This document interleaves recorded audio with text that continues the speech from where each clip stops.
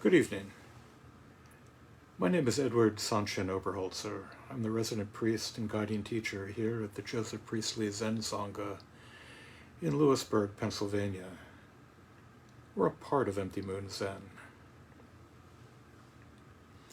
The Lotus Sutra recounts a tale of deception, although a deception for a worthy cause. A father, aware that his house was on fire, called to his children to leave. Being kids, they were either obstinate or distracted. You have to wonder, did kids have Nintendo in those days before time? And the father had to promise them all manner of gifts if they would only come outside. They did, and were saved, although those gifts turned out to be an illusion. And Buddhism was granted the useful doctrine of skillful means. I do love how this meshes so uncomfortably with the precept calling on us to avoid speaking falsely. Speech is always loaded, always fraught. Sometimes meaning gets in the way, and sometimes we realize that meaninglessness is not at all meaningless. And so let me turn to both a confession and a mystery. The confession begins, or at least my attempts at a justification for those acts I need to atone for, begin many years ago, when I started sitting at Spring Hill Zen, an outpost of Boundless Way Zen, in a dank basement in Somerville, Massachusetts. I'd often go early for the opportunity to hear the practice leader, Josh Bartok, give his introduction to Zazen to newcomers, hoping that, with enough repetition, something of his insight might sink into my often cloudy mind. Josh always devoted a part of his quite detailed, perhaps overly detailed introduction to the postures, practices, and etiquette of the Zendo, with something about the liturgy, believing with some reason that as off-putting as chants might be, doing them in Pali, in Sino-Japanese, and especially in the incomprehensible language of Dharanias was even more so. I have, ever since that time, told people that the Dharanias we chanted were the English transliteration of a Japanese transliteration, of a Chinese transliteration, of a Sanskrit original which itself may not have had any meaning. And while we chant the Shosai Myo Kichijo Dharani with no real understanding of the meaning of those syllables, that is where the confession comes in. For thanks to both D.T. Suzuki and Kaz Tanahashi, I now know that we have some sense of the meaning of those gnomic syllables that we chant. But of course, I'd be remiss if I did not lay them out. So here they are, the disaster-preventing Dharani, or as the Sotoshu presents in its full title, the marvelously beneficial disaster-preventing Dharani. Nomo sanman da motonan ohara ji kotosha sononan toji to en gya gya ki undon shifura hara shifura chisusa chishuri sawaja senshi gya shirie somoko. D.T. Suzuki in 1950 noted that, properly speaking, since they were importations from Shingon Buddhism, a form of Tantra, Dharanis have no legitimate place in Zen. Nonetheless, he provided a translation of sorts, giving it the name Dharani of Removing Disasters. His translation goes, Adoration to all the Buddhas, adoration to the teaching that knows no obstacles.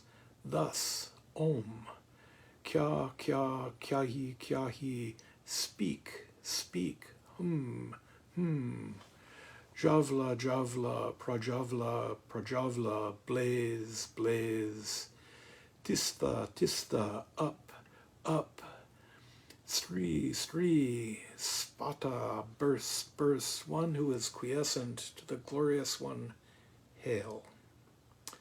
Now, that's a mouthful, and probably as mysterious in translation as the untranslated words.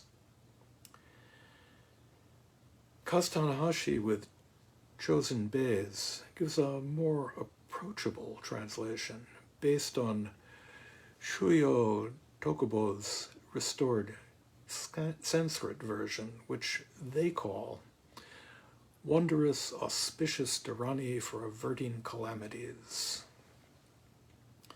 The original form of this mystic verse is in the Vajrayana Buddhist form of Sanskrit, an echo of the Tantric, and is the main part of a scripture called the Sutra on the Dharani of Glaring Light, Great Awesome Merit, of the Tathagata dissolving all calamities, translated into Chinese by Amoghavajra, a renowned master of Vajrayana Tantra, and one of the greatest Buddhist translators in history.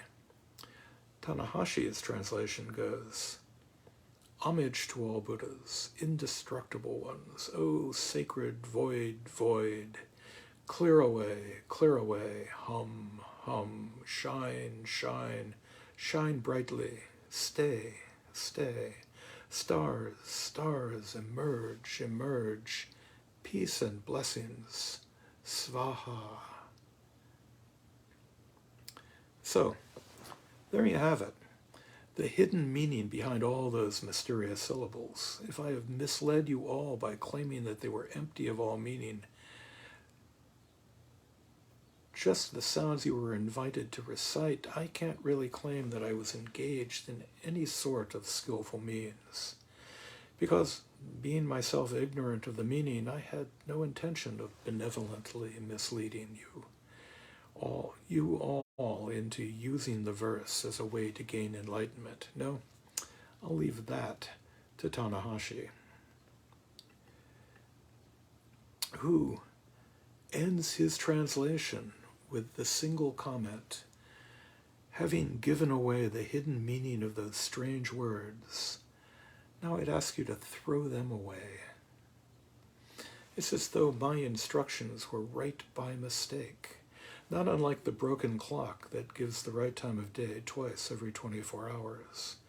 Pure sound, sound stripped of meaning, sound that is just an invitation to chant, to hear your voice blend with everyone else's.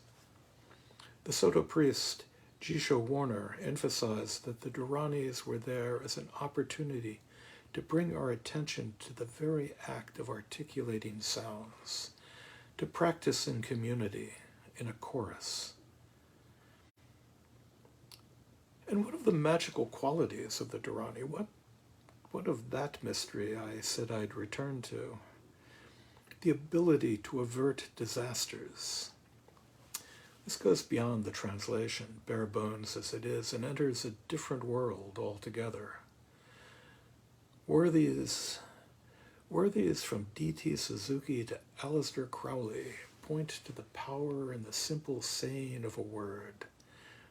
Suzuki wrote that when translated they convey no intelligent signification. They mostly consist of invocations and exclamations. The invocation is an appeal to the higher powers, and the exclamation is to frighten away the evil spirits. Crowley, in his Magic in Theory and Practice, hardly a Zen text, argued that the supposed effectiveness of barbarous names rested in their utterance, not their meaning. Note that he used barbarous as a technical term. For the Greeks, people were barbarians because their speech sounded like a repetition of the syllables bar, bar, bar. And while the Tao Te Ching lays out that the name that can't be named is not the constant name, all we have are these words, words we use while trying not to be trapped by them. As John Cage said, what we require is silence, but what silence requires is that I go on talking. Or, as the case may be, go on chanting. This power in uttering a word transcends the meaning of the word. In Judeo-Christian thought, the word, the logos, is itself the beginning. God said, "Let there be light," and there was light. A word has its own power. Robert Graves wrote a short story, The Shout, which has a mysterious stranger make the claim that he had been taught by Australian Aborigines a shout so powerful that anyone who heard it would die. The word abracadabra, first mentioned in a 2nd century book called Liber Medicalis, was reputed to cure malaria. I can't and I won't speak to magic. That I'll leave to you. But still, as I settled into my seat on an airliner this past June, as that airliner pulled at the end of the runway and started to crank up its engines, I found myself quietly running through the words, the syllables of the Shosai Myo Kichijo Dharani. I haven't crashed yet. Thank you.